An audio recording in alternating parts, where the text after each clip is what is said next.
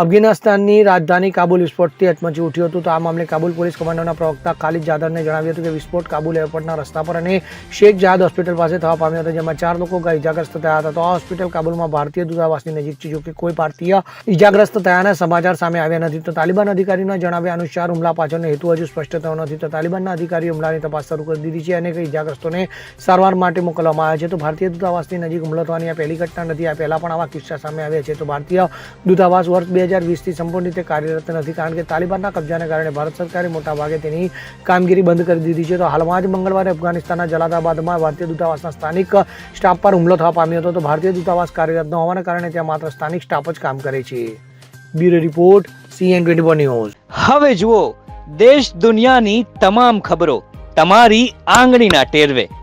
ઉઠાવો મોબાઈલ અને Google Play Store પરથી ડાઉનલોડ કરો અમારી CN24 ન્યૂઝ મોબાઈલ એપ.